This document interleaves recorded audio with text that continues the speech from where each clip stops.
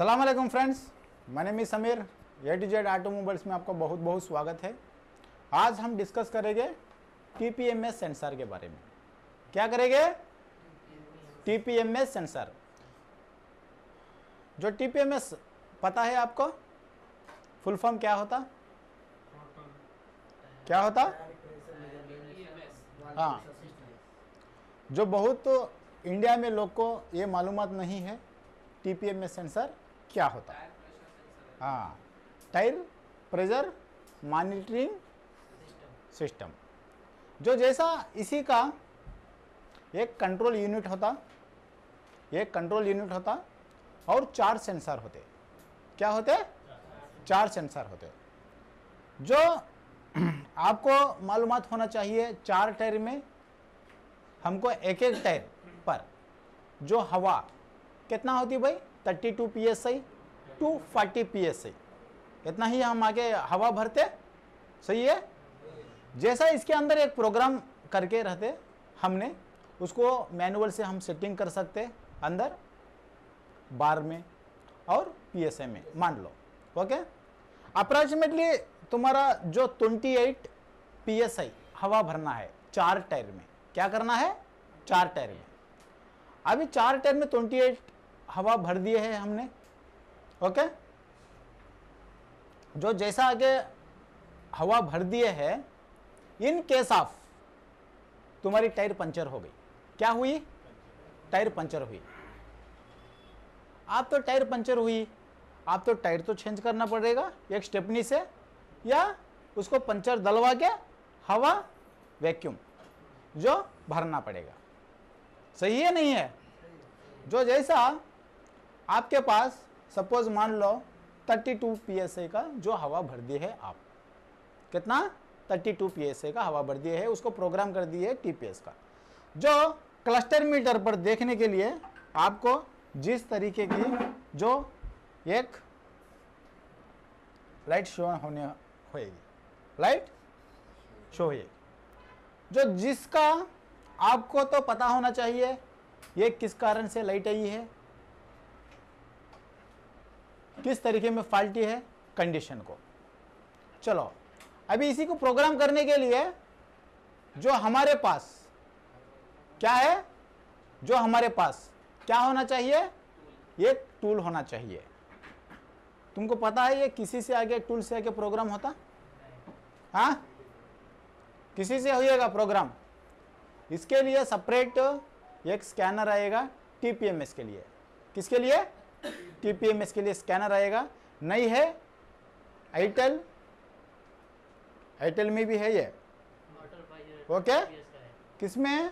808 में है इसका फंक्शन। किसमें है? Specially use for TPMS and scanning. और रिसेट फंक्शंस होते हैं, रिसेट फंक्शन के लिए आगे हम किस तरह से यूज करते हैं, स्पेशली ये यूज किया गया है। ओके, जो जैसा आप देख सकते हैं, indirect TPMS function, indirect TPMS trouble shooting, direct TPMS और डायरेक्ट टीपीएमएस सेंसर, और टीपीएमएस सेंसर लर्निंग, और टीपीएमएस सेंसर क्लोनिंग। लर्निंग क्या होता, क्लोनिंग क्या होता, आपको तो मालूमात होना चाहिए ना। जैसा देख लो, व्हीकल स्पीड सेंसर 4 होते ना, जो जिस तरीके से 4 टायर पर आपकी गाड़ी है, चारों टायर पर इस टायर के अंदर ये फिटिंग करके रहते। किसमें होते? ये टायर के अंदर ही आके फिटिंग करके रहते। इस टायर है ना, इस टायर के अंदर ही फिटिंग करके होते ये सेंसर। स्पेशली डिफरेंट से होते, जो हवा भरते ना इसके ऊपर लगा होता। अभी सपोज मान लो आपके पास है कि टायर पंचर हुई है, जो वैक्यूम आके कम हुआ है, आप सपोज 25 psi एक टायर पे है, 3 टायर पे तो नहीं है, 3 टायर पे तो 32 psi है।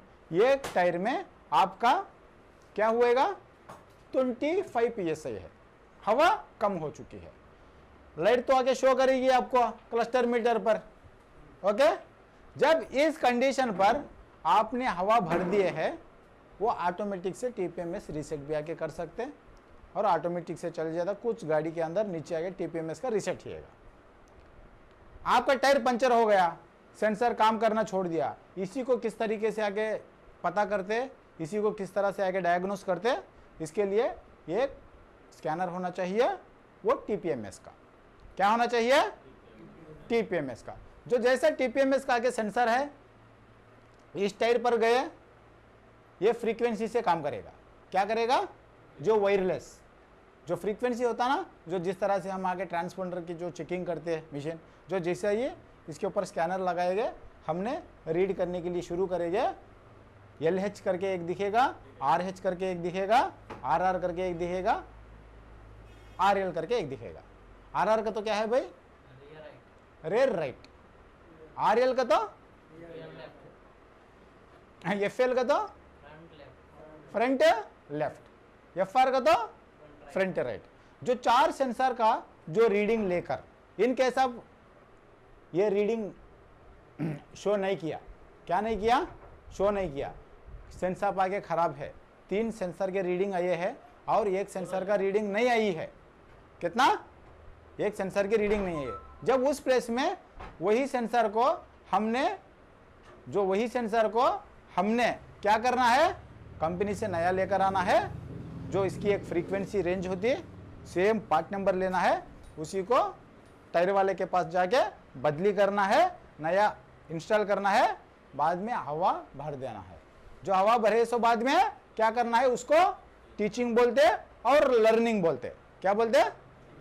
हाँ, लर्निंग करेंगे डायरेक्ट बाई OBD से आगे, कपलर से आगे लगाए, उसमें रीप्रोग्रामिंग का ऑप्शन होता, रीप्रोग्रामिंग का ऑप्शन पे दबा दिया, ऑटोमेटिक से लाइट आके चला जाएगी। इस तरीके से आके ये प्रोग्रामिंग करते टीपीएमएस का।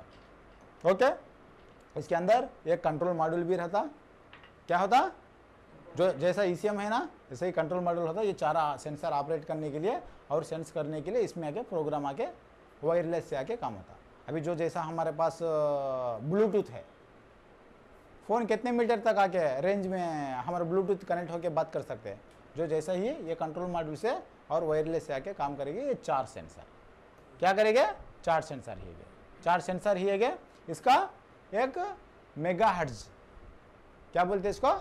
मेगाहर्ट्ज, जो इसका फ्रीक्वेंसी होती है और फ्रीक्वेंसी के थ्रू ये काम करेगा। और इसके अंदर आगे 4 TPMS सेंसर हिएगे और 4 एंटीना हिएगे और एक TPMS का कंट्रोल यूनिट हिएगा।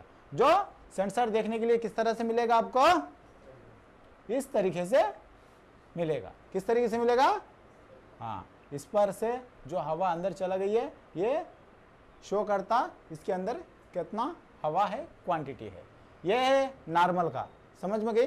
नॉर्मल का जो क्लिप आता ना, जो फ्रंट में, नॉर्मल का नहीं काम करता। कुछ लोग क्या काम करते हैं, आपको मालूमात नहीं है। TPMS सेंसर के प्लेस में जो स्टेपनी में TPMS सेंसर का जो है वो नहीं होता, नॉर्मल से होता। जब भी आप क्या करना है, ये कंफर्म करना है सबसे पहले अंदर नॉर्मल है या TP सेंसर है। ओके, जिस तरीके से आगे TP सेंसर मिलेगा और सारे कुछ इनमें एक ID का नंबर हिएगा, इसके ऊपर ये ID को हमने ITEL से क्लोन भी कर सकते। ओके, नॉर्मल मैनुअल से भी आगे कर सकते हैं।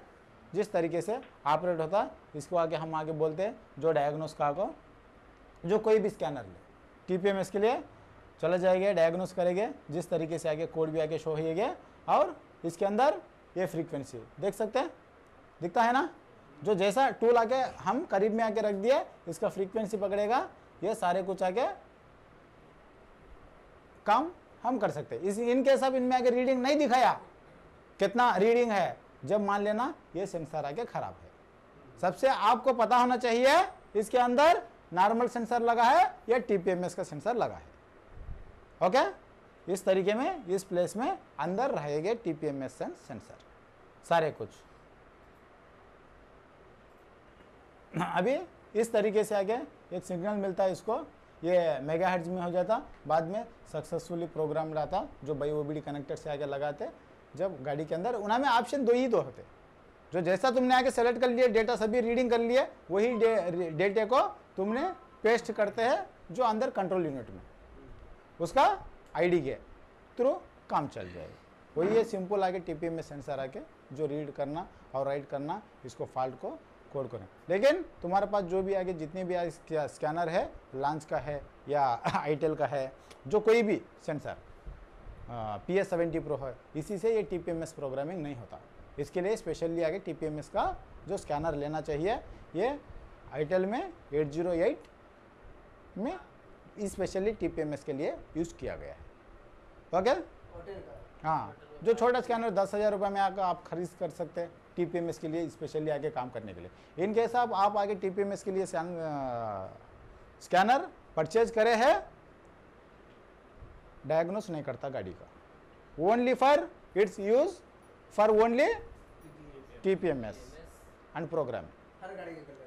हाँ, हर गाड़ी का भी करता। जब अपडेट होता जो जितना भी आगे गाड़ी पे आया है, जब तक आगे करेगा। अभी जो समझ लो आप खरीद करे हैं, उसका तो सब्सक्रिप्शन 1 ईयर का खत्म हो गया है, अभी नई गाड़ी लॉन्च हुई है, वो नहीं होता। उससे पहले होता ना? हाँ, उससे पहले जितने भी आगे है उतने गाड़ी के काम हो जाएंगे। जो बाद में तुम्हारा सब्सक्रिप्शन खत्म हो जाता, जो सब्सक्रिप्शन खत्म होता आफ्टर मार्केट में जो जितने भी आगे गाड़ी आए हैं आपके पास, जो जितना आगे सब्सक्रिप्शन है उस गाड़ी तक आगे तुम अपडेट करते हो ना, अपडेट में आके सॉफ्टवेयर का जो अटैच करते होते, जो जैसा सब्सक्रिप्शन खत्म होती है हम आगे पैसा खर्चा नहीं करेंगे। समझ लो आप आगे 2022 में आगे स्कैनर लिए है टीपीएमएस का, 2023 आ गया है, सब्सक्रिप्शन खत्म, जो जितने तो 2023 में आगे गाड़ी आई है वो गाड़ी का सभी बेटे जो टीपीएमएस प्रोग्रामिंग करता।